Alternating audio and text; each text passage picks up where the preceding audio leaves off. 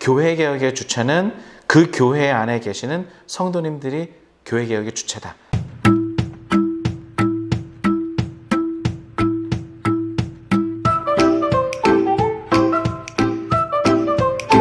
네, 여러분들의 교회는 좀 안녕하십니까? 교회 분쟁 가운데서 어려움 당하고 있진 않으신지요? 조금이라도 어렵거나 아니면 궁금하거나 한 일이 있다면 언제든지 저희 교회 문제 상담소 또 교회개혁 실천연대 연락 주시고 또 함께 고민하고 함께 이야기하면 좋겠습니다. 저희들이 교회개혁 실천연대에 연락해 주시는 많은 성도님들이 이런 말씀을 하세요. 개혁연대가 이렇게 해주실 수 있나요?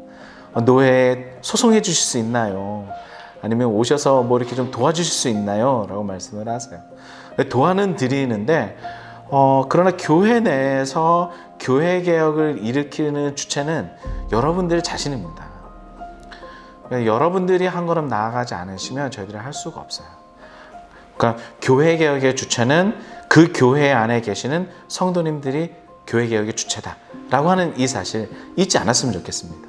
저희들은 제3자적인 위치에 있는 것이죠.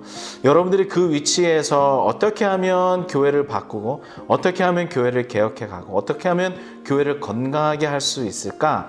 저희들은 가이드를 해드릴 뿐 그 가운데에서 실제로 행동하고 만들어가는 건 이제 여러분들이 하셔야 되는 것이고 어쩌면 여러분들의 책임이기도 합니다. 그래서 저희들은 그 자리에서 그 위치에서 여러분 이렇게 하시면 좋겠습니다 라고 말씀을 드리는 거고요. 그런 가이드를 따라서 여러분들이 오실 때 저희들이 말씀드리는 것이 다 옳다라는 것이 아니라 저희들이 지금까지 가지고 있는 많은 사례들을 통해서 오류를 줄이고 조금은 안정된 조금은 건강한 방식으로 조금은 적법한 방식으로 분쟁과 문제와 갈등들을 하나둘씩 해결해 가면서 그리고 큰 어려움 없이 변화와 개혁과 그리고 한 걸음 나아가는 교회의 모습이기를 저희들은 바라는 거거든요. 이러한 사실들을 여러분 기억하셔서 교회 개혁 또 교회 변화의 주체는 성도 여러분들이다 라고 하는 사실 꼭 생각해 주셨으면 좋겠습니다. 그런 마음으로 저희들에게 연락 주시면 또 저희들도 함께 할 수 있는 것이 무엇인지 또 이렇게 찾아가면서 함께 노력할 수 있지 않을까 생각이 됩니다. 제3자로서 개입할 수 있는 것이 언제나 한계가 있고요. 그 가운데서 주어지는 저희들 나름대로의 어려움들도 있습니다. 또 저희들이 다 할 수 있는 것들은 아니어서요. 그러나 여러분들은 그 교회를 바꿀 수 있는 힘, 바꿀 수 있는 능력 있다라고 하는 사실, 그런 책임도 있다는 사실 여러분 꼭 기억하셨으면 좋겠습니다. 현장에 있는 분들이 용기를 내주셔야 하고요. 현장에 있는 분들이 한 걸음 나아가 주셔야만 합니다. 제가 여러분들에게 용기를 드릴 수 있는 것은 아니니까요. 교회개혁에 대한 변화에 대한 그리고 잘못된 것을 바로잡는 일들에 대한 여러분 용기를 내어주시고 그 용기를 내는 것이 너무 무모해지지 않게 저희들은 길을 돕고 함께하는 일들을 하도록 하겠습니다. 그렇게 스스로 개혁하고 교회 분쟁과 문제에 있어서 여러분들이 주체가 되어져야 됩니다 라고 하는 것에서 또 하나 연결해서 말씀드릴 것은요, 여러분 그렇기 때문에 교인의 지위를 상실하지 않는 것이 너무 중요합니다. 많은 분들이 교회 분쟁이 생기고 어려움이 생기면 교회를 떠나셔요. 떠나신 후에 과거에 있었던 그 교회에 대한 문제를 저희들에게 말씀해 주시고 그 교회를 어떻게 좀 해주세요 라고 말씀을 하시거든요. 저희들이 묻습니다. 교회 떠난 지 얼마나 되셨어요? 6개월 됐습니다. 1년 넘었어요. 뭐 이런 말씀을 하시는데요. 1년이 넘은 경우에는 이미 교인의 지위를 상실한 경우가 많고요. 6개월 이상 교회에 출석하지 않고 헌금하지 않으셨으면 그러면 교인으로서의 어떤 선거권이나 일반적인 권리가 제한당하는 경우들이 있습니다. 이런 것들이 또 교단마다 다르고 또 정관에 명시된 것들이 또 달라서 교인의 지위에 대한 부분들을 이렇게 보편적으로 말씀드리긴 어렵지만 대부분 다 6개월, 1년 이렇게 되어져 있거든요. 여러분 교인의 지위를 상실하면 그 해당되는 교회에 문제 제기를 하거나 해당된 교회에 대해서 여러 가지 요청을 하거나 또 여러 가지 많은 일들에 대해서 확인할 수 있는 그런 권한 자체가 제한적이게 되고 혹은 없어지게 됩니다. 교인의 지위를 상실하지 않는 건 너무 중요합니다.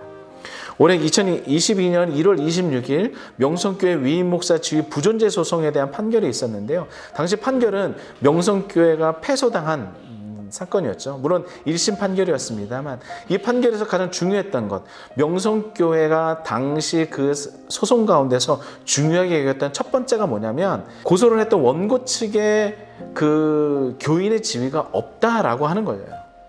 명성교회 교인이 아니니 이런 문제를 제기할 수 없다라고 하는 것을 가장 먼저 문제로 삼았어요. 이 논란에 대해서 당시 그 1심 법원은 교인이다, 그리고 성도, 명성교회 성도다라고 하는 것으로 이야기하죠. 그 이유가 뭐였으냐면 헌금에 대한 이야기, 그리고 예배 출석에 대한 부분들을 이렇게 다루었어요. 이 내용이 너무나 중요합니다.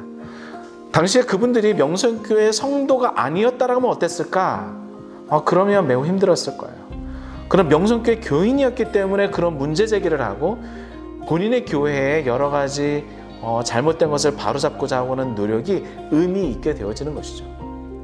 여러분, 교회 문제 또 교회 분쟁 가운데 있는 성도님들이 계십니까? 교회를 떠나시면 안 됩니다. 그리고 교인의 지위를 상실하시면 안 됩니다.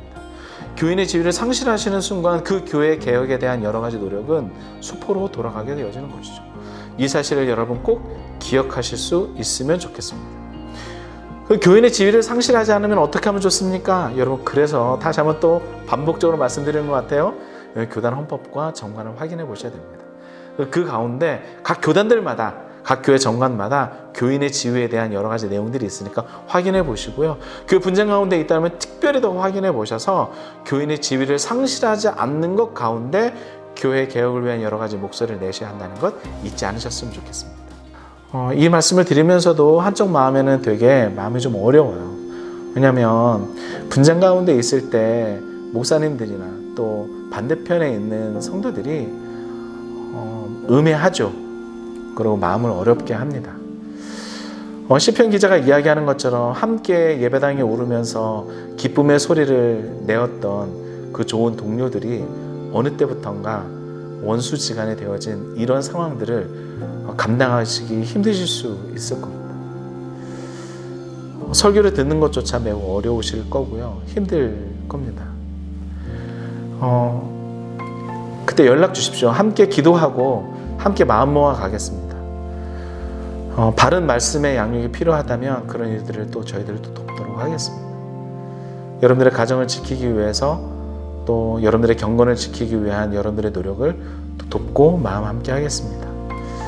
그 모든 어려움 가운데서도 여러분들이 있는 그 교회가 한 걸음 더 건강하게 되기를, 바른 길에 있게 되기를, 비틀어지고 왜곡된 것이 바로 잡혀지기를 바라는 마음으로 여러분 용기 내어 주시고 다시 힘찬 한 걸음 내딛어 주셨으면 좋겠습니다. 여러분들의 교회 정말 평안하고 안녕하기를 바랍니다. 다음 시간에 다시 또 뵙도록 하겠습니다. 감사합니다.